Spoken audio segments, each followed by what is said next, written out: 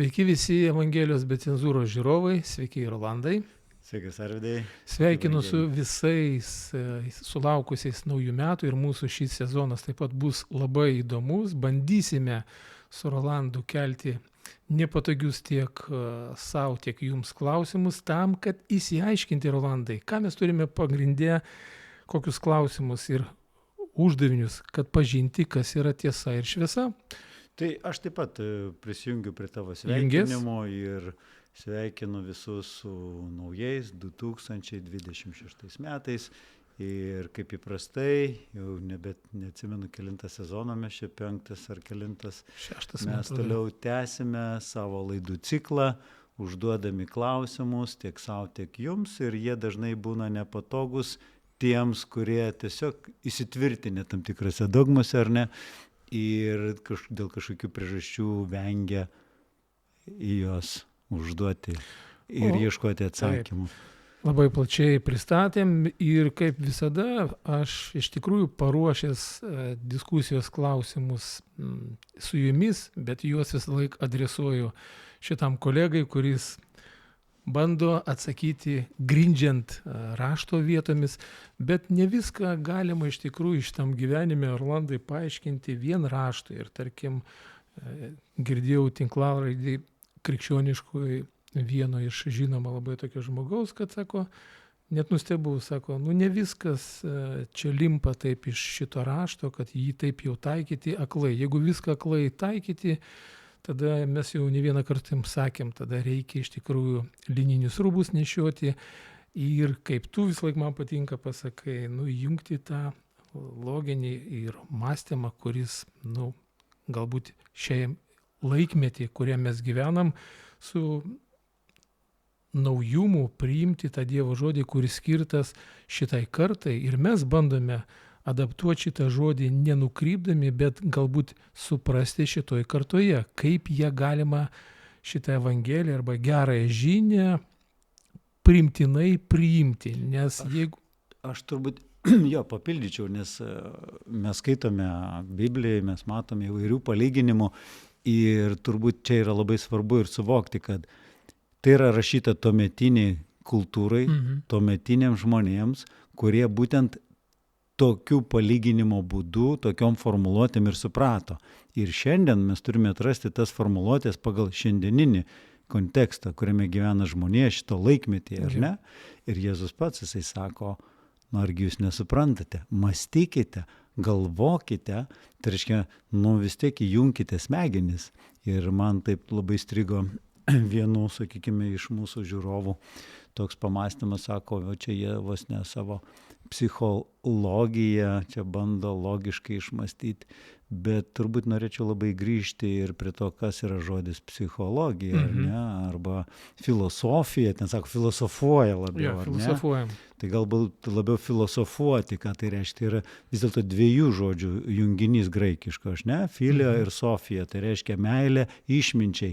Ir Jėzus turbūt neparašė filosofuokite, bet sako, mąstykite, analizuokite. Tai turbūt būtų labai analogiška filosofuokite, tai reiškia myli išmintį, ieškokite išminties. Tai turbūt mes labai subanalinom tą žodį filosofija, tai ir po filosofuoja, tai nusikalbė ar po kažkur išplaukė, ar ne? Tai, kažkaip tai šitoje vietoje taip norėtųsi, kažkaip pažiūrėkime plačiau, tas pats žodis pamedituokime, ar ne, taip paanalizuokime, pakontempliuokime, tai irgi labai dar tas žodis meditacinis toks, toks dar labai daug kas atsargiai žiūri į jį. Aš turiu minį tokį krikščioniškai pasaulį, Arvydai. Tai šiandien turbūt ir noriu pakviesti visus žiūrovus ir tave, tada Rolandai, mes galbūt, jeigu spėsime, praeisime, paliesime galbūt tokias doktrinas krikščioniškas, kas yra nuodėmė, kas yra šventojo rašto aiškinimas, kas yra tamsa ir šviesa, kaip mes ją suprantame. Jeigu spėsim, su tavimi ir daisim ir būsim uolūs ir greiti, šiek tiek galbūt bet neįsiutę? Galbūt paliestume su tavim tą temą, kurią praeitais metais paskutiniai laidoje mes su tavim buvom palietę apie mirtį, apie prisikėlimą, jeigu mes spėsime. Bet šiek tiek šitų galbūt politinių įvykių jau šių metai, kurie įvyko, tokie drebinantys žinios. Galbūt mes visus žiūrovus pakviesime dabar pažiūrėti trumpą tokį vaizdo įrašą ir galbūt nuo to įrašo mes pradėsim su Rolandu galbūt ir tą anonsuotą laidą, kas yra nuodėmė ir visi dalykai, kurie galbūt kyla ir kils klausimų beklausant šitos laidos. Taigi, žiūrim. Молитва Троицы не помогла. В ноябре 25 года Николас Мадуро выступает на официальном мероприятии. Это происходит в его президентском дворце. В зале находятся пасторы, евангелисты, звучат молитвы, все поклоняются Богу. И на этом фоне он публично заявляет, что признает Иисуса Христа Господом и владыкой всей Венесуэлы. Он говорит, что отдает честь Святому Духу, цитирует Писание: «Не силою, не воинством, но Духом моим, говорит Господь». Y reconozco al único Dios real y verdadero, el único que adoro y honro, al Padre, al Hijo y al Espíritu Santo, que protege y protegerá a nuestra patria. Gracias. Hay muchas formas de alabar tu nombre y de exaltarte, oh Jehová. Прекрасно. Он подчеркивает, что единственный истинный Бог – это Отец, Сын и Святой Дух, и заявляет, что президентский дворец должен стать алтарем Божьей славы для всего народа. Пасторы стоят рядом, благословляют его, молятся за него. In the mighty name of Jesus. Padre, en el poderoso nombre de Jesús, Señor, yo decreto que protege el presidente de esta nación, proteger toda la tierra de Venezuela. Incluso como usted me ha mostrado un sueño, usted va a echar al enemigo. El enemigo no se acercará, usted siempre será glorificado. Yo he decretado hoy Victoria, victoria, victoria, victoria three victoria times. 3 veces en el poderoso nombre Amen. de Jesús. Amén. Finished. Thank you. А теперь давайте посмотрим на результат. Сегодня Мадуро вместе со своей женой находится в тюрьме, обвиняемые как наркоторговцы. И он глава преступного режима. Возникает вопрос: пасторы этого не знали или знали, но это не помешало им возлагать руки, благословлять, молчать, потому что это уже не вера, это прикрытие, это использование имени Всевышнего для своей защиты. Но магия так не работает. Если ты не живешь так, как ты говоришь, молитва не спасает. Если она произносится вопреки истине, имя Бога – это не амулет и не политический щит. И эта история на самом деле предупреждение всех, для всех, а особенно для пасторов с России. Шалом. Nu ką, Rolandai, pasižiūrėjom šitą siužetą, kur pagal šitą siužetą aš matau, lyg tai neteisingai tą žmogų deportavo, pasirodo, krikščionys meldžiasi už šitą žmogų, žmogus skelbė, kad šventoji trejybė ir Dievo ir Kristaus valdžia yra Venesueloje ir mes dabar lyg tai suprantam, kad šitas ponas Trumpas vėl kažką tai netai padarė. Bet čia yra šitam vaizdo įraše, ką mes matom. Kas tu bebūtum ir kom tu besidėtum, netgi popiežium, ar net, kaip jisai, kaip prezidentas, ištarė tos žodžius, bet sako iš darbų. Tai ir pasirodo, kad žmogus užsiima visai tokiais, ne šventais dalykais. Ir galbūt tokie atspindžiai matomi galbūt yra ir mūsų krikščioniškam pasaulyje, kada lyg tai mes dedamės tokie dievoti ir mes labai taisyklingai skelbiam ir kalbam apie Dievo žodį, cituojam netgi mintinai. Ir sakome, kad daugelis turi ateiti, skelbiam, o pasirodo, kad kaip ir Jėzus minėjo, sako, kokiegi jūsų vaisiai. Tai galbūt mes apie tai šiek Jo. tiek ir pasišnekėkim. Čia galima būtų tau paprieštarauti, iš tikrųjų, tu nori, kad tik žmogus išpažino Kristų ir visą trejybę kaip savo gelbėtoją ir pripažino viršenybę ir tu nori jau darbai, kad staiga būtų geri. Jo, Nu, aš gali šaržuoju, būt kaip aš šaržuoju, argumentas, taip. duokime laiko, bet žmogus nespėjo pabūti tame, jį supakavo, paėmė ir pristatė į teismą, ar ne? Už visus tuos darbus, kuriuos jisai nuveikė per savo gyvenimą. Aš galbūt čia daugiau, kito pasakyti, labiau žvelgčiau daugiau manipuliatyvios tokios elgsenos ir labai dažnai, kas man ir užkliūva dažnai, kad krikščioniška visuomenė, ne apie visus kalbu, gink iš tikrųjų ne, bet tikrai labai didelė dalis, jinai taip tiesiog bukuoju būdu išgirsta Dievo vardą, tai jau viskas, jau žmogus atsiverti, jau jis yra labai geras, jau jisai, reiškia, jo viskas pasikeitė ir jo nebegalima, reiškia, niekaip kitaip vertinti, nes Dievas myli, Dievas priėmė ir viskas. Čia prezidentas ir padarė viskas. tokį žingsnį. Jo, tai šitas toks naivumas, jisai labai stipriai stebina, nors mes patys tame naivume labai ilgą laiką buvome ir vertiname pagal tai. O tu labai gražiai pasakei, iš tikrųjų reikia žiūrėti gyvenimo vaisius ir Jėzus tą patį sako, žiūrėkite, kokie vaisiai ir ką jisai duoda. Atsivertimo procesas arba atgailos arba mąstymo pakeitimo procesas, jisai yra gana ilgas. Prisimim, kiek mes čia metų su tavim judam ir matom, kad dar galo nesimato ir tai atliepia irgi Jėzaus žodžius pasakytas, kas yra amžinasis gyvenimas.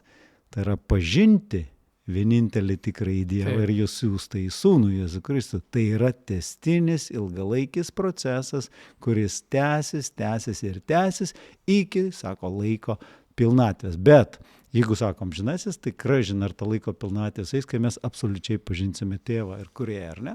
Toks irgi filosofinis klausimas tiems, kurie to žodžio filosofija labai baidosi vis tiek. Tai yra ir tada galbūt į tą temą, kas yra iš tikrųjų klaidos, ar kaip ją vadinama krikščioniškam pasaulyje nuodėmė, kurį žmogų sukausto ir galbūt turi tą tokį seną supratimą apie nuodėmę. Ir šiandien galbūt atsispirdamas nuo Romiečiams 3 skyrio, 12 eilutės, ten yra toks, galbūt išaiškingas, ištartas apaštalos Pauliaus kaip tekstas. Visi paklydo ir tapo netikusiais. Nėra kas darytų gerą, nėra nei vieno. Tokia aliuzija, kada mes skaitom, reiškia, mes visi esam kažkur tai save matantis, kad mes klystam, galbūt gyvenime esam padarę kažkokių tai ir sunkių tokių, žiūrint į Dievą, į tą perspektyvą, kad jis žiūri mus kaip į nuodėmingus ir mums to galbūt nėra atleidimo. Ir kaip mums tada suprasti aiškiau ir suprasti, kas yra nuodėmė, kaip ją Biblijos šviesoje supras, kas yra nuodėmė. Ir galbūt šiek tiek istorijos tam kontekste, kad mes su tam toliau judėtume, kasgi yra ir galbūt kaip mes dabar su tam suprantame, kas yra nuodėmė. Levas Tolstojus 1907 metais rašė apie tai, kad žmonės negali gyventi be pažinimo ir be Dievo ieškojimo. Jis kritikuoja tuo metu ortodoksinę bažnyčią ir kaip vėliau mes žinom, jis yra ekskomunikuojamas, ištremiamas iš šito luomo, nors pats ieškojo labai, aš kai kurios tokius trumpai apie jo biografiją raštus skaičiau, kai jis labai stipriai ieškojo ir netgi, Rolandai, nustebau, kad jisai stipriai kritikavo apaštalą Paulių.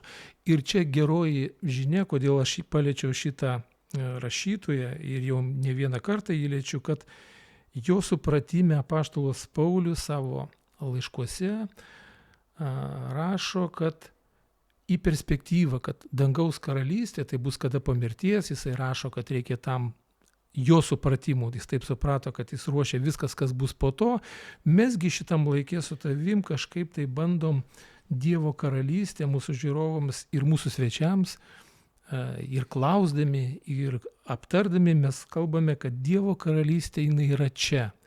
Ir būtent Levas Nu, Tolstojus... ne tik mes, tą ir Jėzus pasakė, Jo. Dievo karalystė jau yra čia Jo. tarp jūsų. Ir matai, pasirodo, kad 100 su virš metų žmonės judėjo į tą šviesą, judėjo į tą pažinimą, tam tikras supratimas, jis dalinis turbūt buvo, galima sutikti su Levu Tolstoju, o galima kažkur tai ir prieštarauti, bet vis dėlto mintis yra, kad sako, Dievo karalystė yra čia ir čia jis oponuoja apaštalų Paulių. Nežinau, kodėl taip, bet mes šiandien su tim kalbame, tai kasgi yra ta, pasak netgi rašytojo ir to paklydimo iš rašto romiečiams, kad mes esam kažkur tai atskirti nuo Dievo. Mesgi kalbame, kad kasgi yra šiandien nuodėmė. Kaip ją, va taip, mūsų žiūrovams atversti, kad supratimas visiems nuodėmė ir aš taip, tai blogi darbai, tai blogas kažkoks tai įvykis mano gyvenime, skriauda kažkokia, asmeninis mano kažkoks tai poelgis. Bet pasirodo, kad raštas šiek tiek mus nukreipia visiškai į kitą linkmę. Galbūt tada galėtum plačiau šiek tiek. Čia taip, aš galbūt norėčiau sugrįžti irgi prie Levo Tolstojaus, tai akivaizdu, kad žmogus buvo charizmatiškas, lygiai taip pat giliai tikintis, tik tai galbūt netitinkantis tuometinių standartų. Ne. Ir savotiškas, sakyčiau, irgi pranašas probudimo, idėjų skelbėjas. Prilyginčiau ir mus šiek tiek prie jo, kad mes irgi šiam kontekste irgi truputį kitokias idėjas, naratyvus irgi šiandien formuojam, bet turbūt tiek tu, tiek aš sutiksime ir jūs, brangiai, turbūt sutiksite, kad tiek Levo, tiek ir mūsų, tiek bet kurio, kuris kalba šiandien Dievo žodžiu arba Dievo vardu nuo bet kurios sakyklos, jų ir mūsų taip pat pažinimas yra dalinis. Galbūt išskyrus mano. Tai juokauja, aišku. Tai būtent, kad su šviesa, dalinė šviesa, kuri visą apšviečia, su įsigilinimu, su to pačiu filosofavimu, kontempliavimu, klausimų uždavimu, ateina daug daugiau aiškumo ir supratimo. Ir šiandien skaitant raštą ir laiškus, mes jau suvokiam, kad šitų Biblijos, taip kaip knygų rinkinys, jisai iš tiesų nėra tas vientisas darinys, kad jis skaityti ir va čia absoliučiai visa tiesa, tai mes jau esame kalbėję. Kodėl 66 knygos, kodėl ne 75, kodėl šitą kanonizavo, ne ana, o kas kanonizavo, bažnyčios tėvai ir visa kita. Čia galime įsivelti į daug dalykų. Nors mes turime, sako, jūs turite šventąją dvasią ir nereikia, kad kas jūs mokintų, tiesiog skirkite laiko tam kontempliavimui, pamastymui, pabuvimui vienumoje su tėvu ir gausite irgi atsakymus, jeigu tik tai ieškosite. Grįžtant apie nuodėmę. Nuodėmė iš principo, matai, labai banaliai pas mus suprantama. Tai yra 10 Dievo įsakymų, tai nevok, nemeluok, va čia yra nuodėmė. O kodėl 10? O kodėl yra, kad nepersidirbk, nėra tokio? Kodėl nėra tokio, kad išsimiego gerai? Ta prasme, laiku nueik miegoti, nealink savo kūno. Kodėl tokio nėra? Nepersisportuok. Yra daug dalykų. Nevalgyk, nebūtinai nepersivalgyk, negerk kažkokio tai cukraus pilno, reiškia, gėrimo. Tai irgi kas tai yra? Tai kenkia lygiai taip pat savo kūnui, savo organizmui. Tai tokius saldžius, o tarkim, į banalius rūkymas ir gėrimas. Tai irgi žmonės tą patį, žiūrėk, sutapatina, nes rašte pasakyta, joks girtuoklis ir visa kita nepateks į dangaus karalystę arba neregės dangaus karalystės. Tai dabar klausimas yra visiškai painiava šitoje vietoje. Jeigu mes kiekvieną veiksmą sudėsime į tai, tai tada šansų turbūt nėra nei vienam patekti dangaus karalystę. Bet kai jau mes su tavim aiškinom, kas tai yra, tai apskritai tai yra būsena. Tai yra žmogaus būsena. Tai jeigu tu išsimėgi, jeigu tu valgai saikingai, jeigu tu nemeluoji, jeigu tu nepaleistuvauji, jeigu tu nedarai pikto, tu esi ramus. Tu turi Kristaus teisumą, dovanai, neužsitarnautą. Tu turi ramybę, kai taip gyveni, ar ne? Taip, lauk, aš noriu sutirštinti, tu labai švariai. Tai tarkim, paleistuvavimas arba svetimoteriavimas, jisai kenkia ne tik tai jam, Bet ir aplinkiniams. Juk yra Senam testamente parašyta bijok, ne, nes tada kerštas to žmonos vyro. Taip, ir apskritai. nuims tau. Ir apskritai, ar tu galvą. turėsi ramybę tokiu būdu? Ramybės nebus. Koks tavo gyvenimas bus, kokios mintis, kiek slapukausi, kiek viskas bus. Ir vis tiek tai supranti, bus. tai kur yra tas ramybės būsena, Jo. kur yra dangaus karalystės apraiška? Jau čia nėra. Apie tai eina kalba, kad gyvenkite, mąstykite, kokios vertės esate žmonės, apie tai mąstykite. Aš manau, kad mes apie mąstymą dar gal ir paliesime šiandien, nes mąstymas jisai absoliučiai įtakoja mūsų elgesį. Tai dabar, jeigu žiūrėti iš graikų kalbos, ar ne, ar vidai, kas yra nuodėmė, tai yra hamartija ar gamartija, nežinau kaip taria graikai, bet apibūdinimas tai ir yra lemtingas nepataikymas į tikslą, tam tikra pražūtis, tam tikra elgsena nevykusi arba netinkama, kuri tave veda ne tuo keliu. Tai dėl to sudėti nuodėmių sąrašą, kažkokių veiksmų ir pasirinkimų rinkinį ir sakyti, va, jeigu tu iš šito rinkinio kažką darysi, tu nepateksi dangaus karalystę arba tu turi dėl kažko atgailauti ir visą šitą, tai esmė yra, kad tu tiesiog kinki savo ir neturėsi šitos būsenos. Bet nuodėmė yra apskritai, mano manimu, yra visai ką kita. Šiandien aš kaip žiūriu sampratą. Nuodėmė tai yra daugiau va, šita tamsa, tas paklydimas, suvokimas apie dangiškai tėvą, apie kūrėją. Jėzus ir sakė, aš atnešiau pasauliui šviesą, nes aš ir esu šviesa, aš mačiau tėvą ir niekas iki manęs nematė ir mes žinome, kiek visokių čia norinčių, toj pačioj Biblijoje yra, kad jie matė veidas į veidą kalbėjo, ar ne, pradedant nuo Mozės ir baigiant kitais pranašais, ar ne. Jėzus sako apie tai, kad visi iki manęs jie nepažino tėvo ir jis dar tirščiau, Evangelijai pagal Joną sako, jie visi vagys ir plėšikai, visi, kurie buvo iki manęs. Ir čia, mes galime žiūrėti tai su pikčiu, nepikčiu, bandyti filosofuoti, kad Jėzus čia kažką perkeltinę prasme turėjo. Ne, labai absoliučiai pasakė, sako, niekas nepažino, tik tai viengimis sūnus ir visi iki manęs, kurie buvo vagys ir plėšikai. Ta prasme, kad apiplėždavo žmonės šviesos nebuvimu arba tamsos atnešimu. Ir Jėzus sako, aš atnešiau kokią šviesą ir tiesą, kad tas Dievas, kurį jūs vadinate savo tėvu, jis yra meilė. O jūsų Dievas, kurį jūs vadinate Dievu, sako, jis yra žmogžudys. Tai netgi Evangelijai pagal Joną pirmam iš skyrių, tas visiems labai žinomas pradžios skyriaus eilutės ir jame 4 eilutė sako, jame buvo gyvybė ir gyvybė buvo žmonių šviesa. Šviesa šviečia tamsoje ir tamsa jos neužgožia. Ir pats Kristus apie save sako, aš esu šviesa. Ane? Reiškia, bet jeigu taip dar plačiau, ne taip banaliai, kaip taip gražiai atrodo skamba, juk viskas, mes su tiem suprantame, viskas, kas yra šviesa, tai yra gyvenimas ir gyvybė. Taip, jeigu taip atkoduoti. Jeigu žiūrėti ir tiesiog biologiškai, be šviesos nei augmenija, nei žmogus gali išbūti, yra šviesos ir terapijoje, tai absoliučiai šviesa tai yra gyvybė. Mes ir kažkada irgi minėjom, kad jau yra suskaldytas dalelės iki maksimum ir nueita iki tai, kad už to yra tik šviesa, nieko nebeegzistuoja. Čia aš tiek užskaičiau, tai atsiprašau, aš jų neskaldžiau, bet mokslas bando skaldyti mažiausią dalelės ir atėjo iki šviesos. Ir čia link kur lenkiu, nes visi puikiausiai galbūt ir nujaučiat, nes yra tokia rašto vieta, kad sako, vaikščiojantis tamsoje, jie dar labiau aiškiau yra parašyta ta uždangalas arba padangtė. Bet pagalvokim, kas tai yra tamsa. Tai tarkim, mes vakare vaikščiant, saulėlydį.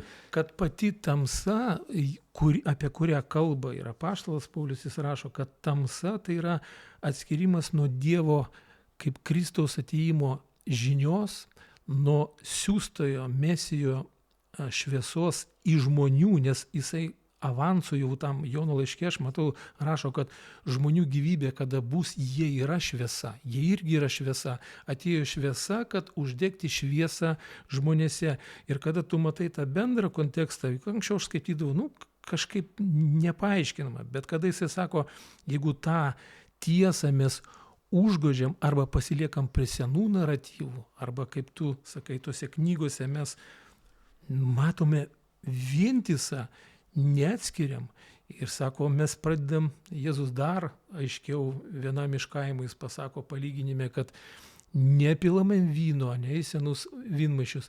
Jisai tiesiog sukuria tą vaizdinį ir aliuziją, kad žmonės suprastų, kad, nes kam jisai sako, jis juk ne mums sako, jis kalba savo tautai, kurių su mamos pienų įstatymai ir jų etnografija, jų visi gyvenimo žingsniai, jie susėti su šita knyga. Čia tu gerai tą vieną žodį pasakei, įstatymą, ir galbūt reikėtų priminti žiūrovams ir Jėzaus žodžius, nes labai dažnai krikščioniškajam pasaulyje ir kalbėsenoje, naratyvuose Jėzus išpildė įstatymą, įvykdė.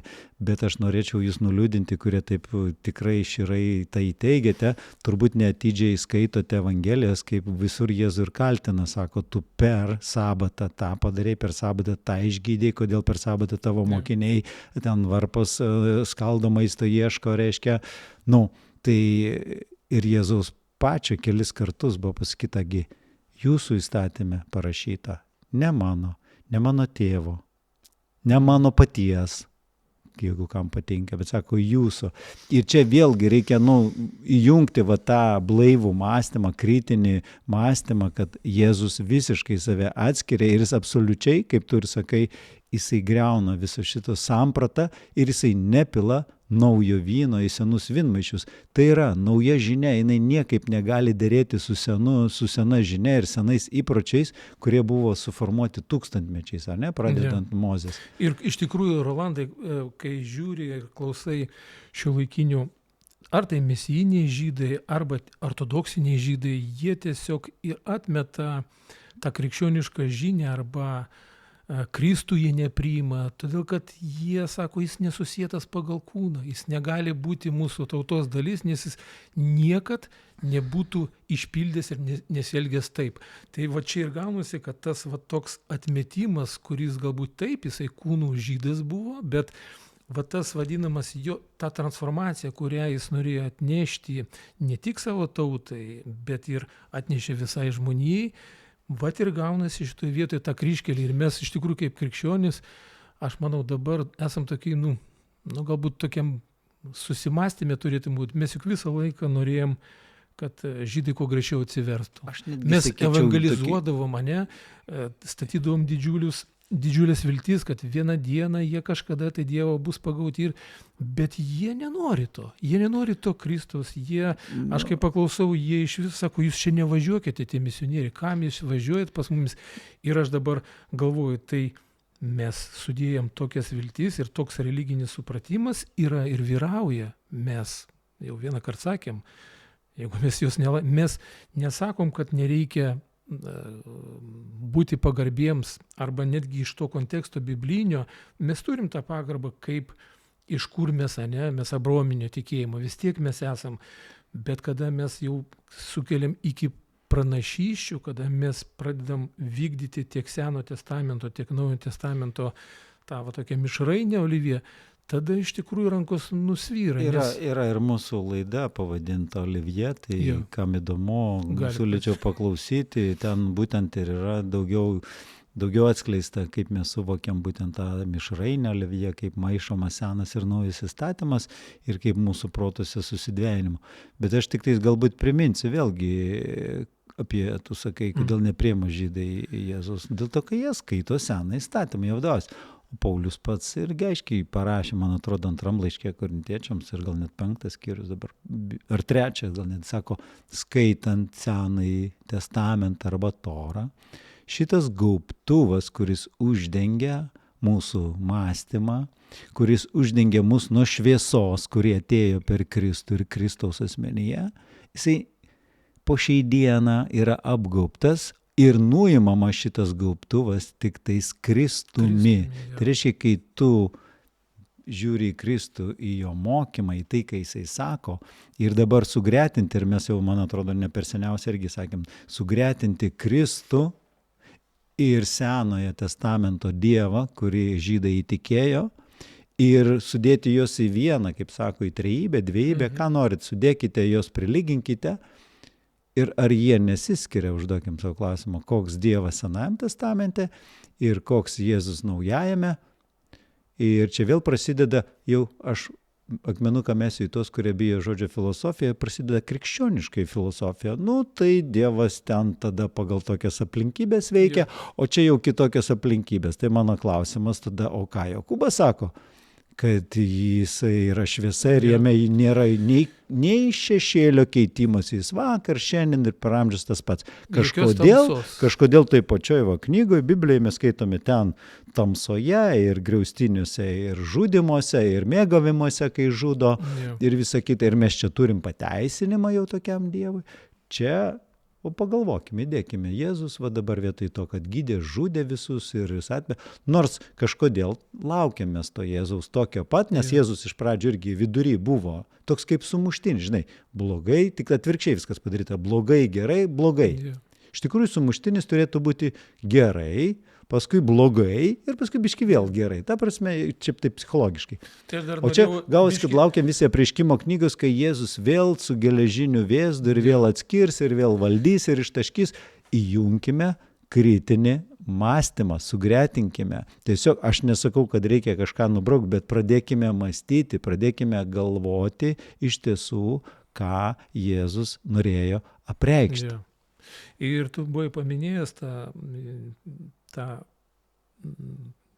tokį kontroversišką Jėzus ir fariziejų tą pokalbį, kada jis kreipėsi ir mes galvojam, kad čia jisai adaptuotas tik tai tai mažai saujeliai, pasirodo istoriškai tuo metu, kada Jėzus jau buvo šitam laike, fariziejai buvo ne tik tai tas luomas fariziejų, kurie buvo tam šitam aukščiausiam bažnytiniam lygyje, nes aplamai mes žinom, kad pagal raštą fariziejai, sadukėjai ir esėjai valdė tuo metu tą vadinamą dvasininkiją, bet apart to, kad buvo tie išrinktieji fariziejai, 70% žydų jie laikėsi fariziejais.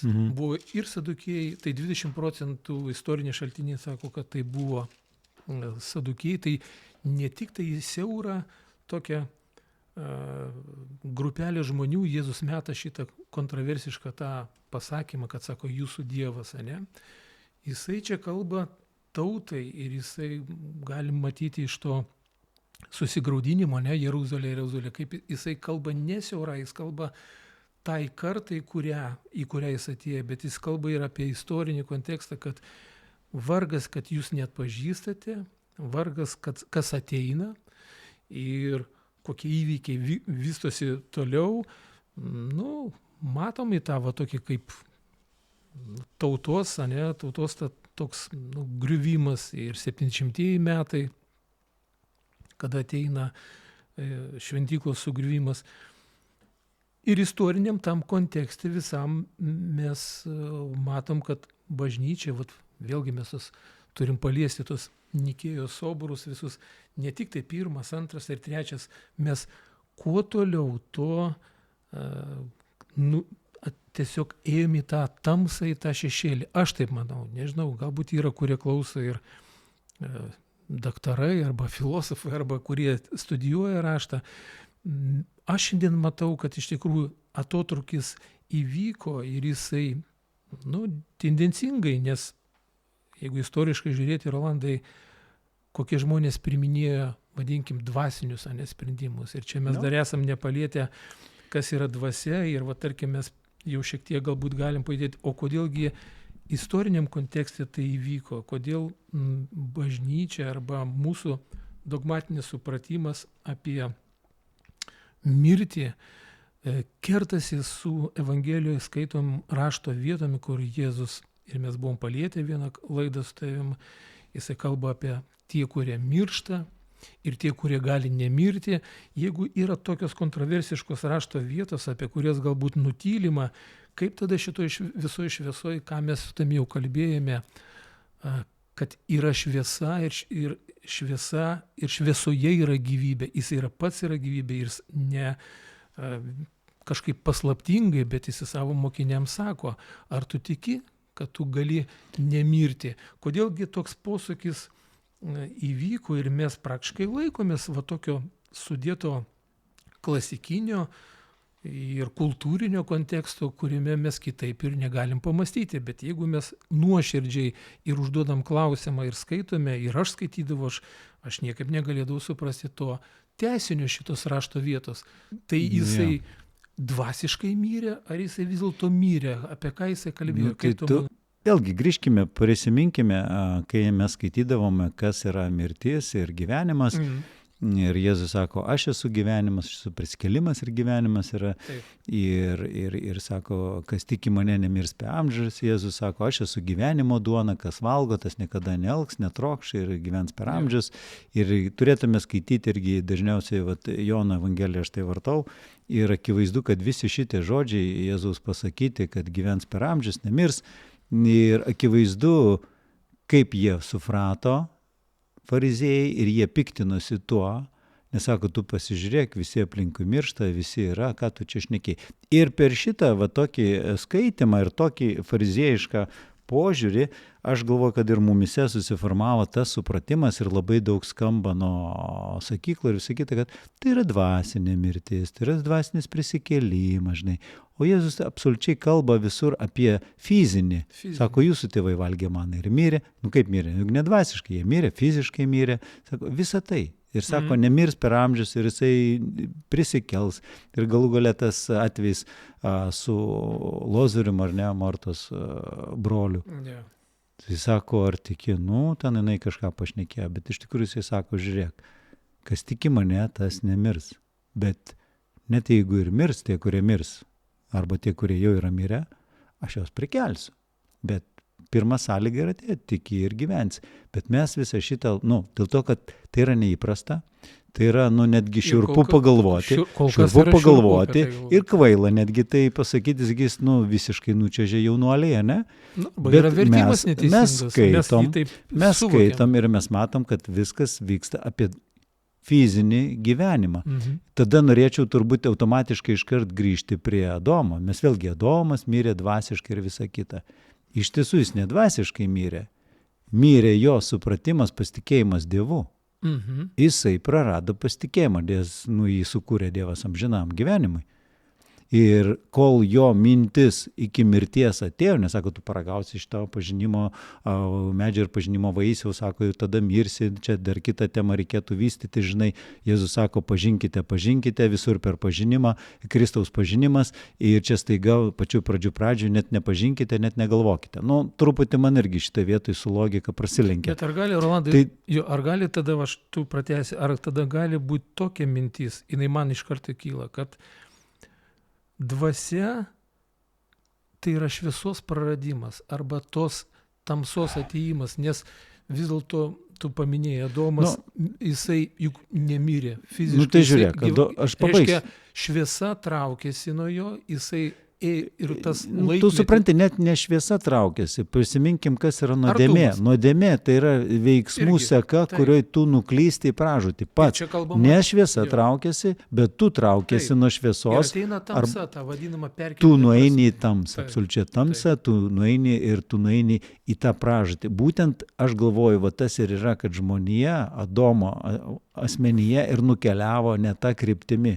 Jisai ilgai keliavo, 900 ar 50 metų jisai keliavo, kol ta fizinė mirtis galų gale įsitvirtino per jo mąstymą, per jo sąmonę, per tą žinutę, kurią jisai gavo, kad paragausi ir mirsi. Jis nemirė iš karto, bet vėlgi grįšiu prie tų sakyklų, o jis iškart mirė dvasiškai. Jis nemirė dvasiškai, nes jis yra gyva siela, įpūsta Dievo dvasia. Jisai mirė kūniškai, tik tais po 950 ar kažkiek tai tų metų, kol galų gale visas organizmas, visa DNR, visa sistema jos taip sugriuvo, įvedė save, sakykime, į tą nuodėmę ir jisai mirė galų gale.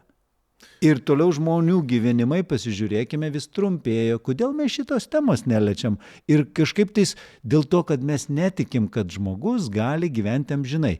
Bet kada Adomas gyvena ten 1000 metų, Palikuonyse ten paskui ten ir trumpėjo amžius iki ten, kol tipo Dievas pasako, dabar 70, jūsų bus iš jėgos 80. Tai čia ir dar vienas Tai dabar pasižiūrėk, kaip tas ir yra, kad žmonės ėjo ir staiga atsiranda toks veikėjas Jėzus, Kaip Pilypas iš kanapių, jis sako, kas gali būti gera iš Nazareto. Vėlgi prisiminkim, tuometinė visuomenė, tamsa, įtikėjo visai kitaip. Gyvenimo amžius ciklas skaičiuodavosi 40-50 metų jau ciklas. Nuo Adomo, jeigu tai pasižiūrėt, kiek Adomui pavyko, po to, kai jisai būktai, reiškia, nuo pažinimo medžio suvalgė ir ten kažkaip tai mirties samprata jam susiformavo galvoj. Mes nežinom, kiek Adomas iki to gyvena, ar ne? Nu, čia vėlgi istorija nutylė arba tai neužrašyta. Ir čia, žiūrėk, šitą vietą tokia, kurią, nu, sakykime, mes turbūt taip dabar jau pradedam ją judinti ir liestą temą ilgo gyvenimo arba amžinybės, bet ten tai gyveno. Ir Jėzus sako, aš atnešiau jums gyvenimą.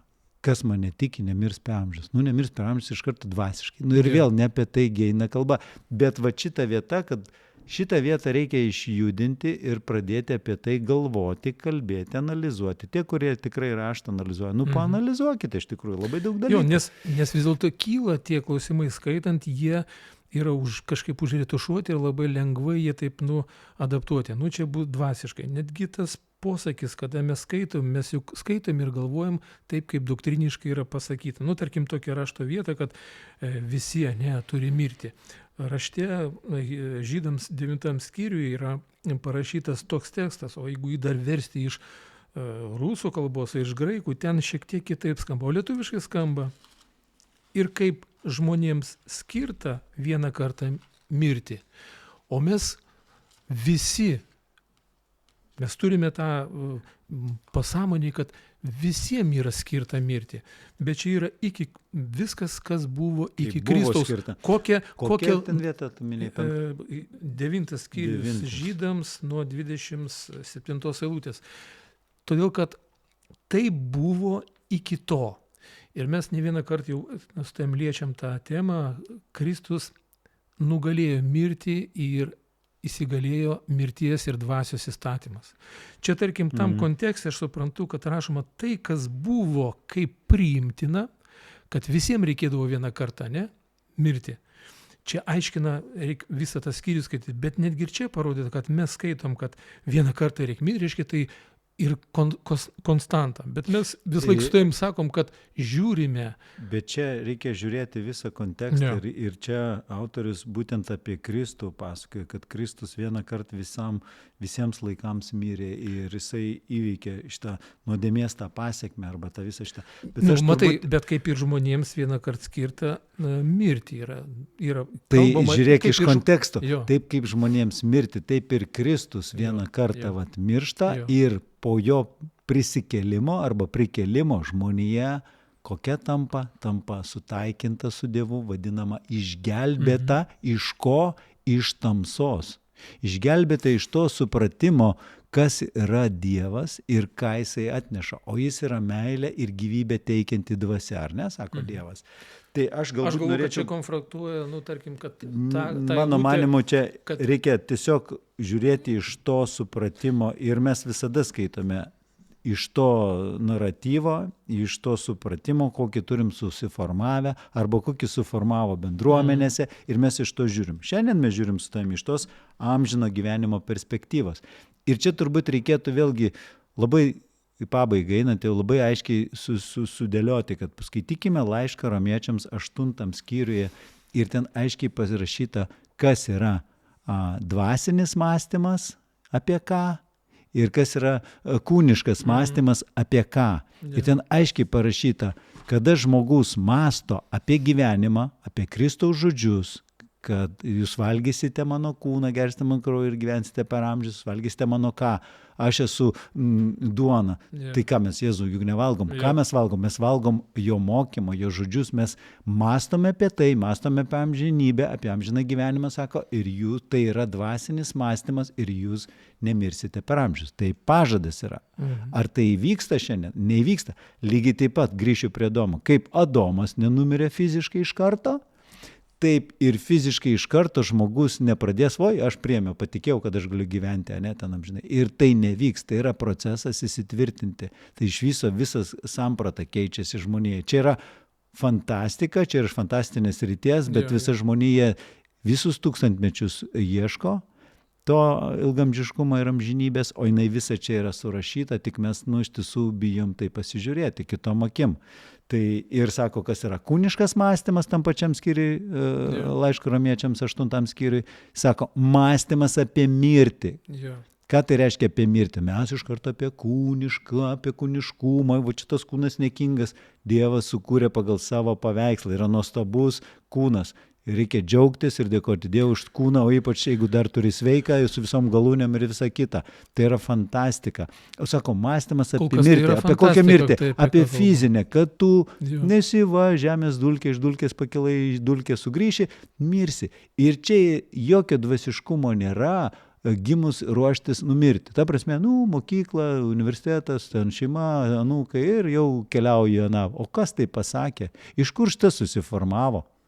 Iš kur šitas susiformavo? Tai istorinė raida, kaip sakiau. Ir čia yra atsakymas. Tai yra mąstymas, kūniškas mąstymas. Dvasiškas mąstymas, tai yra dieviškas mąstymas apie kūrybą, apie gyvenimą, teikimą. Tai mes galbūt galime ir paskatinti, kad ir žiūrovus, ir save žiūrėti pozityviai į viską, ką mes darytume, ką mes kalbėtume, kaip mes besielgtume arba kažką taip pranašaudami arba kažką tai kurdami, visur mes turime gretinti, ar tai atneša tas vadinamas šviesos arba teigiamas pasiekmes tau ir tavo artimiesiems, nes kaip ir mūsų praeitų metų Kristijonas sakė, ta empatija artimui, arba mūsų darbai, jie kalbės už mūsų žodžius, ir tada jeigu ir mes nuklystam kažkiek, tai ir su tavim čia, kaip sakai, filosofuojam, ieškom tokių aliuzijų, tai nėra blogai ir tai nėra smerktina. Ir kas galbūt norės į laidą parašyti, kaip jūs galbūt matote, ką mes buvom aptarę, kas yra nuodėmė, šviesa, tamsa žmogaus gyvenime, kas yra apie mirtį, nes tai yra labai stiprus įrašyti failai. Čia yra daug temų, kurias mes galėtume judinti, apie patį išgelbėjimą. Taigi dar šita vieta yra nesutvarkyta, iš vis krikščionybės pasaulyje įsigelbė, dar kažkas likučiai ir kažkas, paskui tu dar gali prarasti išgelbėjimą. Čia vėlgi dar šitame įtvirtinti. Mes jau kalbam su tavim apie amžiną gyvenimą jau čia ir dabar ir plėsti dangaus karalystę va čia šitoj nuostabioj žemėj ir kad viskas tik gerin ir gerin, bet mes fokusuojamės kaip ir į 10 Dievo įsakymus, į nuodėmę, tada mes ką sako, į ką žiūri, tą ir daugini, ar ne? Rolandai, Trumpo darbai. Tai žinai, ir dabar mūsų besiklausantis klausytojai gali sakyti, tie visiškai nuvažiavo, bet žiūrėkite, mūsų laida ir nėra skirta patogumui, mūsų laida nėra įtikti kažkam. Mūsų laida iš tikrųjų yra pasidalinti savo pamastymais ir iš tiesų, kad ta mąstytojų, taip mąstančių žmonių grupė iš tiesų augtų, nes mes kalbam apie pozityvą, mes kalbam apie taiką ir ramybę, mes kalbam apie tai, kad būti taikos nešėjais, mes kalbam apie dangaus karalystės principų taikymą šitoje jau dabar žemėje, mes kalbam apie tai, kad krikščionis yra pašauktas, tas prakutęs ir sužinojęs, jisai pašauktas yra kurti taiką, nešti šviesą, tiesą, kad susitaikė Dievas su visa žmonija, viskas. O čia kažkas dar neša, ne, tu turi va taip ir taip ir taip padaryti. Yra daug dalykų, kuriuos reikia sugriauti ir išnešti. Bet mes kalbam apie balansą, aišku, čia vieną kartą buvo tai, oi, Dievas meilė, tai taip pat ciuciuciu, liuliu, ne apie tai meilė pasireiškia, žinai, kad ten ciuciuciu, liuliu, čia yra kvailumas, kai ciuciu, liuliu, žinai, ten vis tai dalykai. Tai yra daug dalykų, sakau, tikrai yra daug nuostabių minčių ir iš šitų, ačiū už šitos raštus, kad jie sudėti ir juose yra daug Dievo žodžio, iš tiesų daug išminties, sako, atskirkite pelus nuo grūdų, kas yra, vat ir mes skiriam, vat tu pelai, o aš grūdai, ne? Kaip įprastai, tau dar yra kur pasitemti, žinai, ardai. Bet vėlgi, galvokime, pelai nuo grūdai, atskirkite seną mokymą, seną vyną nuo naujo vyno, atskirkite visą tai ir išgryninkite, pasižiūrėkime, ką Jėzus kalba apie tai, kaip kalba apie gyvenimą. Supraskime, kad ir tie visi apaštalai ir visi autoriai Jie lygiai tokie pat žmonės, jie ne dievybė, ne 4 ir ne 5 ir 6 Dievo dalis. Jie tokie pat žmonės, gavę apreiškimą, suvokimą ir augo pažinime. Ir jeigu skaitysime kiekvieno autorių, ypač labiau Paulių, čia gali sekti, vėl grįšim prie Paulius, mėgsta, kas jo nemėgsta, jo pasisakymai yra irgi prieštaringi kartais, bet tai yra jo augimo procesas ir mes matom jo pažinimo procesas, jisai toliau gilinasi, toliau suprato. Tai lygiai tokia pat užduotis ir mūsų. Ir pažiūrėk, prieš kiek metų mes apie tai net negalėjom pagalvoti, kad apie tai kalbėsim, nes tai yra, kosmosas, tai yra, nonsensas. Tai yra, žinai, jau bangų 6, čia Klaipėdai turbūt, ir ten kokia Vilniui, ten, žinai, nežinau, kokią ten tą gatvę reikėtų jau uždaryti, žinai, ten daug tokių. Bet mes adekvačiai visą tai vertinam ir mastam ir dėliojame, žinai. Aš manau, kad bandom įsitvirtinti. Aš manau, kad tokius kaip mes Tik kažko išpiškinau, tai labai greitai. Mes, Rolandai, galim atrasti ir aš manau, kad mes dar šį sezoną ir neužilgo matysime naujus svečius, kurie irgi savotiškai turi matymą į tai, kas yra mums palikta, kas mums dovanota. Žmonės tie, kurie apart viso rašto ir visų šitų nuorodų, kaip mums elgtis, kaip mums gyventi, susikoncentruoja ties Kristaus tą gerąją žinią. Nes būtent Dievo gerumas ir geroji žinia kažką tai daro mūsų sielose, kažką daro mūsų protuose, kada mes... Yra laiške Romiečiam pasakyta, skatina atgailauti. Ir vėl mes tą atgailą priimam ant kelių, ašaros. Atgaila tai yra metanoj, tai yra mąstymo pokytis, pakeisti mąstymo kryptį, pradėti mąstyti kitaip. Va čia yra ta atgaila. O mes atgailą labai taip subanalinam, subukinam, verkti, reiškia ant kelių atsiklaupti, reiškia čia jau atgaila. Ne atgaila, tai yra veidmainystė, paprasčiausia. Arba bandymas darbais kažkaip tai priartėti, arba praslydo diena ar tam savaitę, žinai. Tokių galbūt tavo tokių aiškių poskritum, galbūt tada baigsim laidą ir aš vėlgi palinkėsiu šitos laidos kontekste labai gražiai parinkti vieno iš labai žymaus žmogaus. Jūs įvysit to išgirsite, kas toks, jo pasakytos mintis. Vienintelis žmogus, su kuriuo jūs turite lyginti save, tai tu praeityje. Ir vienintelis žmogus, kurio tu turi būti geresnis, yra tas, kas tu esi dabar.